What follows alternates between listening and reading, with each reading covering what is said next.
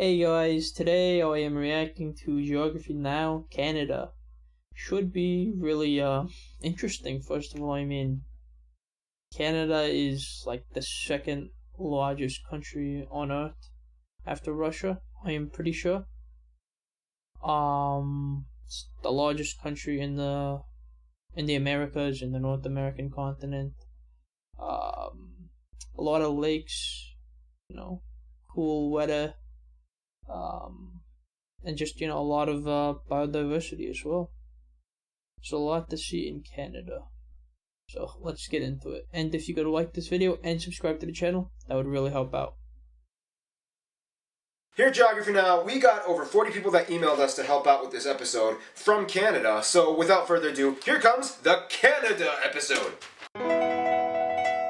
It's time to learn geography now! Hey Geography peeps, I'm your host Barbie. A lot of people sometimes have trouble distinguishing between Americans from the US and Canadians. Here's a little analogy. Americans are kind of like teenage boys. They're opinionated, energetic, and confident, whereas Canadians are kind of like teenage girls. They'll be polite to you to your face, but then they'll talk crap behind your back. That being said, let's see if we can dissect That sounds somewhat accurate, yeah. the flag. The flag consists of a red field with a white square in the middle. In the middle of the entire flag lies a single 11-pointed red maple leaf. Red symbolizes the sacrifice during both world wars, and the white symbolizes the peace, tranquility, and neutrality of the country. The maple leaf has historically been a symbol of Canada for centuries, even during British rule. Some Canadians will tell you the 11 points symbolize the provinces, and the last one being for the territories, but that's not really true. That's just kind of how the leaf looks. Also keep in mind, And I always thought the Canadian flag was awesome, but I love the Quebec flag. I just think it's an awesome flag. Quebec would much rather fly this flag. And it looks so epic, honestly. I love the fleur de lis, the fleur de lis, and the cross in the middle is cool. It's just a nice blue and white. It looks good. Instead of the maple leaf, but we'll discuss more about that in. But both of those flags are really nice, just in my opinion. Alright, so Canada is huge. It's the second largest country in the world, so it's Hey, I was right. pretty safe to say that you can bet that there's going to be a lot of interesting things when it comes to administrative divisions. First of all, Canada is located on the North American continent, right above the United States, bordered by 3 oceans, the Atlantic, the Arctic, and the Pacific on all 3 sides. The country stretches over 6 time zones and is divided into 10 provinces. Yes, people, Newfoundland and Labrador are together one province, and 3 territories in the north. I did a video about Newfoundland and Labrador. You can check it out. I will link that in the description as well. The capital of Ottawa being in the province of Ontario. Ooh, now let's have some fun. Now, the thing is, Canada's domain is lavished with sovereignty enigma and semi-autonomous wonder. First of all, let's talk about the border. At over 8,800 kilometers or 5,500 miles, with thousands of markers along the way, Canada and the US have the world's longest border between. And I still think this area over here is just way too straight. I think the Canada and the US wanted it to be this way, but the straight border is not the best in my opinion. 82 countries. Things are a little tame on the east coast except for that one island they have a dispute with Denmark over, and that one other island within kayaking distance that France refuses to let go of until you get to the Quebec-Vermont border. And Oh yeah, Saint Michelin, right? Or Saint Michelin. things get a little messed up when you reach Derby Line and Stansted. Or is it Saint Michaelan? I'm not sure what the island is called exactly. Let's look it up. Let's see.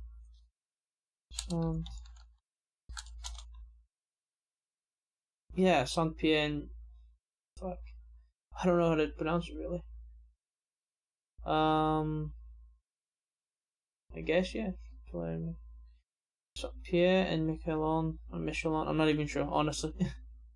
But let's get back to the video. Since the town was built before modern-day borders were properly established, the town has a variety of houses, businesses, and buildings that lie directly on the border. Haskell Free Library even marks the border in its reading rooms and has an entrance for people on the US side and the Canada side. People of each epic, yeah.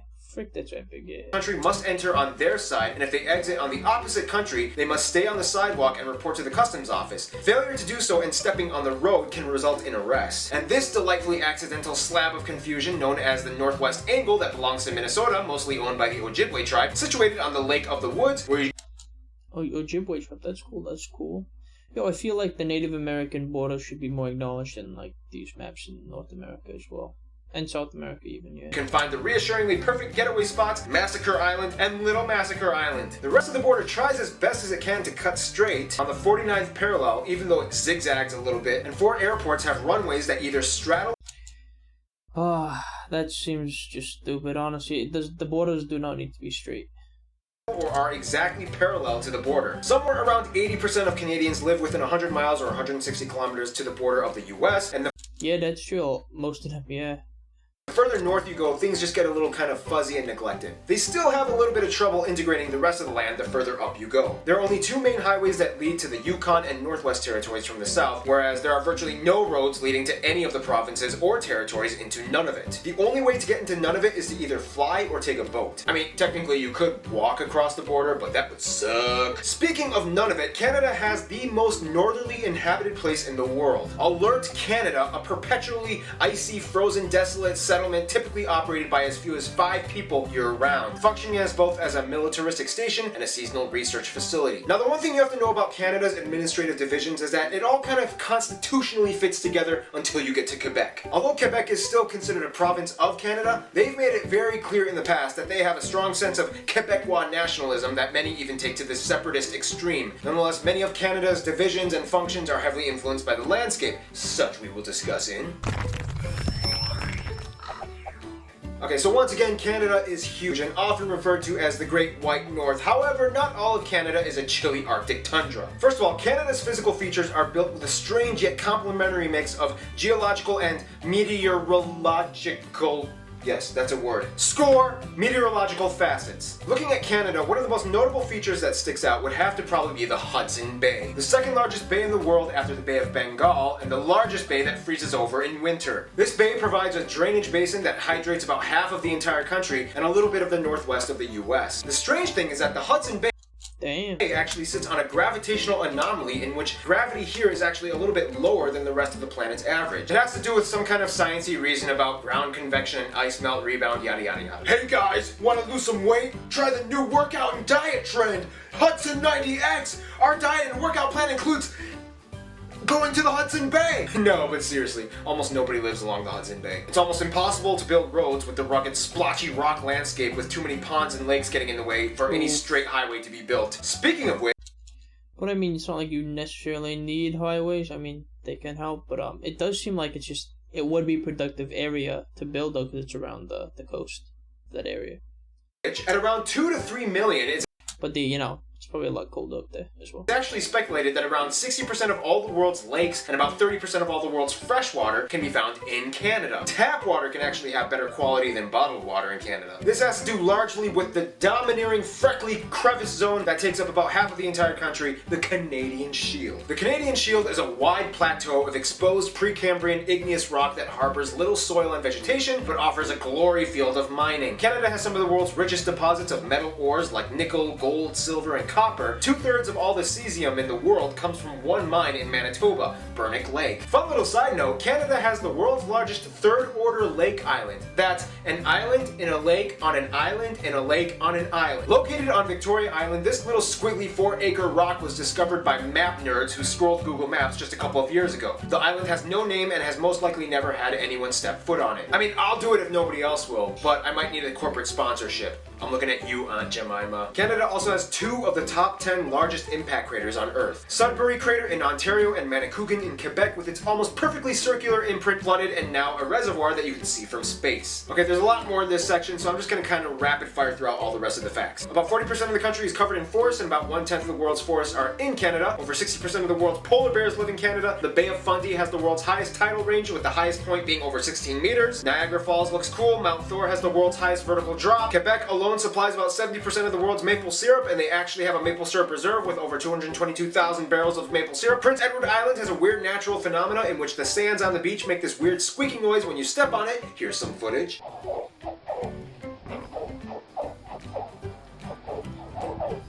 The largest inland lakes, besides the ones shared with the US on the Great Lakes, are the Great Bear and Great Slave Lakes, named after the Slavey people. No, I'm not talking about slaves, I'm talking about the Slavey people. There's a difference. One we'll discuss in...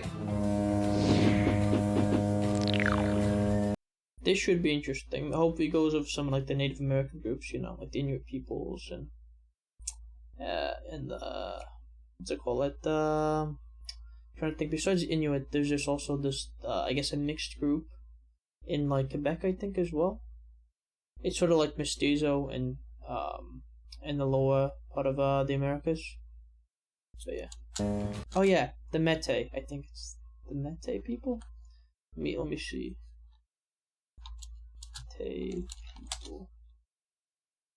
Oh, Métis. Okay. Métis. Indigenous peoples, who are unique in being of mixed indigenous and European. Okay, yeah. Primarily French. That's who I was thinking of as well. But yeah, there's a lot of Native American groups, the First Nations. And a bit of controversy nowadays as well. Canada is one of those places where everybody kind of fits in, but there's always a little bit of gossip going around every corner. Oh, and of course the Quebecois. Yeah. First of all, Canada has about 35 million people, making it one of the least densely populated places on Earth, about 3/4 of whom identify as white. Asians make up about 14%. Natives and Aboriginal peoples make up a surprising 5%.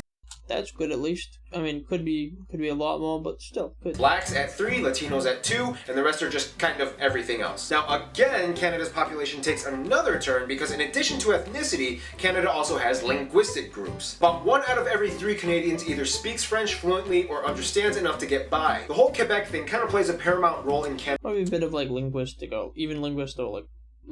cultural groups, yeah.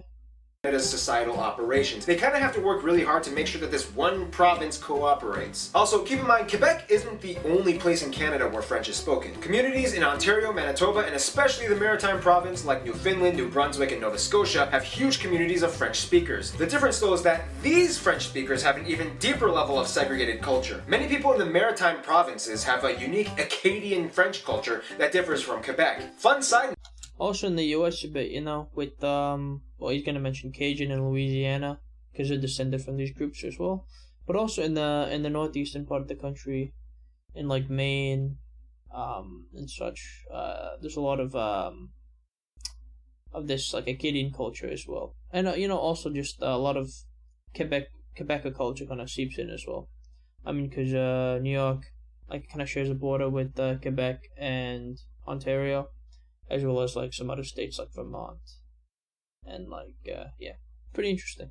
No, the Cajun people of the US in Louisiana are generally descended from the Acadian people that were expelled and deported from these provinces by the British in the 1700s. Back then, the Louisiana Purchase didn't happen yet, so all of this area was still French. Yada yada yada, they came over and invented gumbo. So that's why Cajuns speak French, America, because Canada! Nonetheless, about 1 out of every 5 Canadians was born outside of Canada, making Canada pretty diverse, especially by US entertainment quota standards. Alright, toss in a black guy, an Asian girl, why not throw in one of those Indian guys? Those people are trending these days, but make sure the lead is a handsome, attractive, rugged white guy. And this is where I want to make a Geography Now spotlight. Canada has a somewhat shrouded community of under-highlighted individuals that typically go unnoticed, even by Canadians. Sure, we can talk about Toronto, Vancouver, heck, even Calgary has some chips on the table, but nobody really gives these guys a chance. So Yukon, Northwest, none of it, I'm putting you guys on display.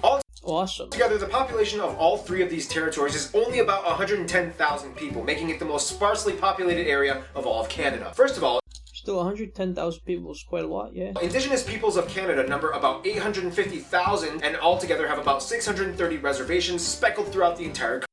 And there's probably people with indigenous blood and an even higher number. The largest reserves are located in these territories. Indigenous people in Canada are generally categorized into 3 separate groups: the First Nations, the Métis, and the Inuit. The Métis are mixed-race indigenous, the First Nations are generally southern tribes that typically live in forested areas, and the Inuit are straight-up Arctic folk. Here's how you can kind of distinguish the 3 territories. Yukon is predominantly white, the Northwestern Territories has a lot of First Nation tribes, like the Slavey people who can be found close to the Great Slave Lake, although many of them prefer to be called the Dene. Cool side note, the Navajo tribe in the US to some extent trace their heritage to these people.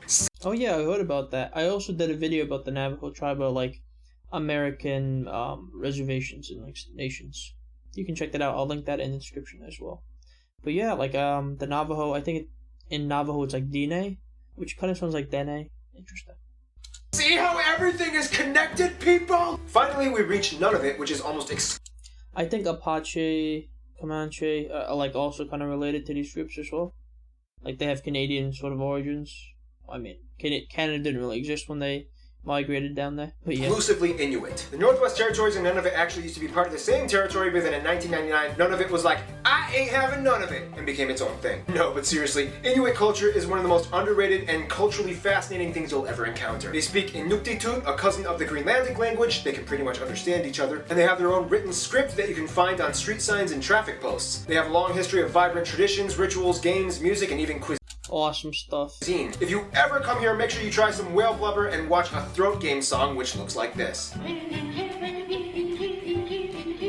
What a great way to make friends. Which takes us to... Canada is friends with everyone. The end.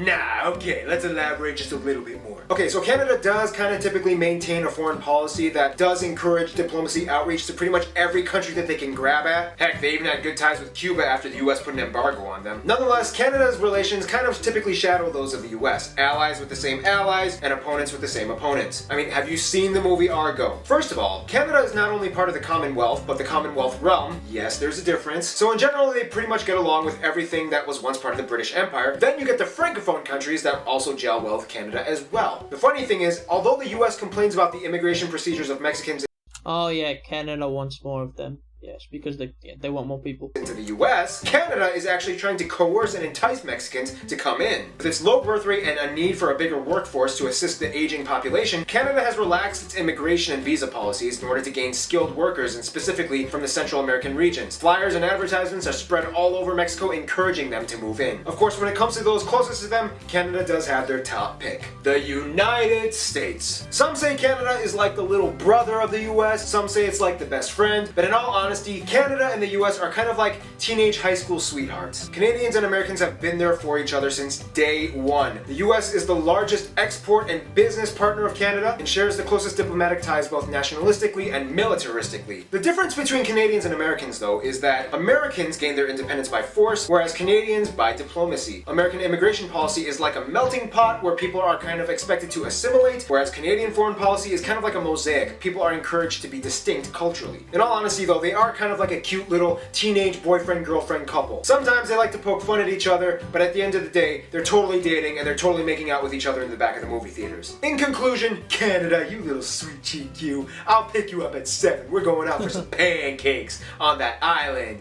in a lake on an island, in a lake on an island. Stay tuned, Cape Verde is coming up next. So I don't know if the Canadian people, like, personally, like on a, I guess, an individual level, I don't really know if they like us Americans as much. At least when I've met them, they don't necessarily harbor the best opinion. I mean, they are pretty similar to us culturally. At least the English Canadians, even the French Canadians to a degree, are kind of similar to people around us, you know. But yeah, I don't know if they like us that much, to be honest.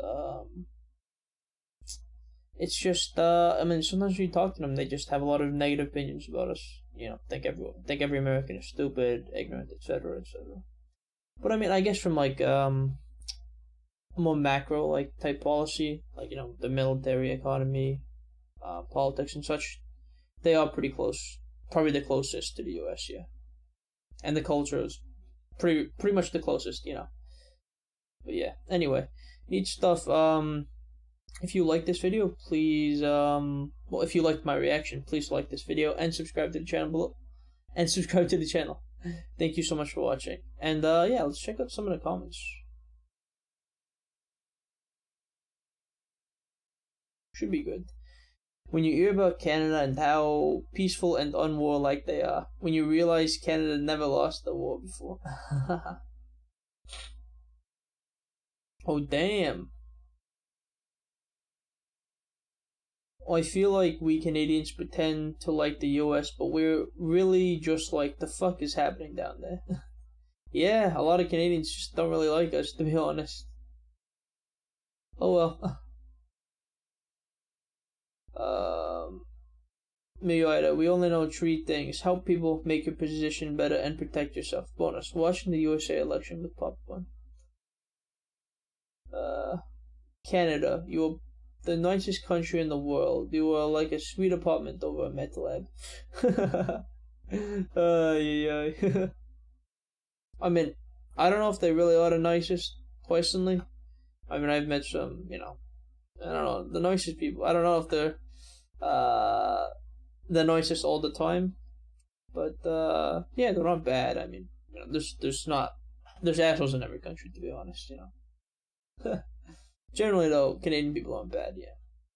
Hate Canada. When I hang out behind the USA's back, from New Zealand.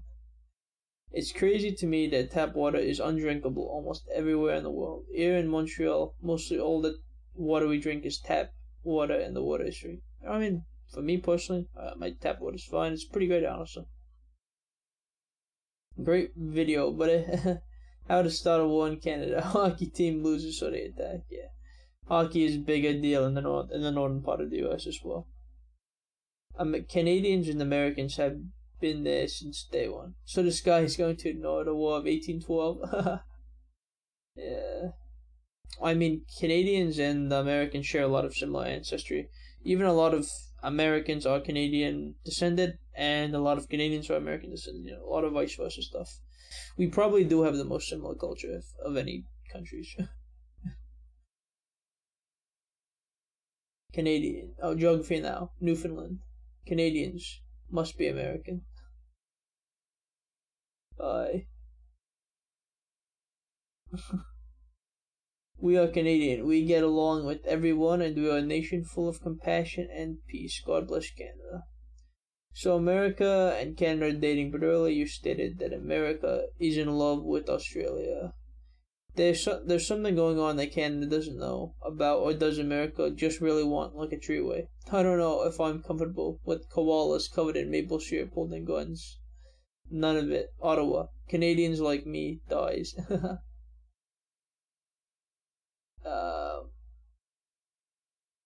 You also mispronounced Newfoundland like a lot of other people. It sounds like it sounds. It's not hard. Newfoundland. I mean, from what I've seen, it's mostly just pronounced like Newfoundland. Remember, I have a video on that. I'll link that in the description too. My pronunciation, yeah, it's probably not the best either. Love Canada from the US. Yes, I'm American. I love Canadians. They're pretty great. Love Canada from Japan. Fun fact, Canada and the USA share the longest undefended border in the world. They're all really, really, really proud of that. Are you listening, India and Pakistan? This guy is funnier than I expected. He's actually very amusing, like seriously. Amazing job. Yeah, love from Australia. Thank you for talking about the Acadians and the difference between them and the Quebecers. This channel is one of the rare few who made the difference. I've recently been to Toronto this winter vacation, and I gotta say, Canada is the perfect country. Its people are so nice and welcoming, and Toronto City, Niagara Falls, everything is so beautiful. Hey, Niagara Falls is also in New York as well. But people don't interfere with your matters, yet they seem to care and help. It's absolute heaven for serious students. Fun fact, because of Canada's weird borders with America, this one time I went canoeing in the Ontario lakes and crossed the border into America. Nice. Ottawa, me a Canadian, eh? Newfoundland, me a Newfie, eh? You wanna go, bud? Oh man. Ottawa and Newfoundland triggered me. I'm Texan.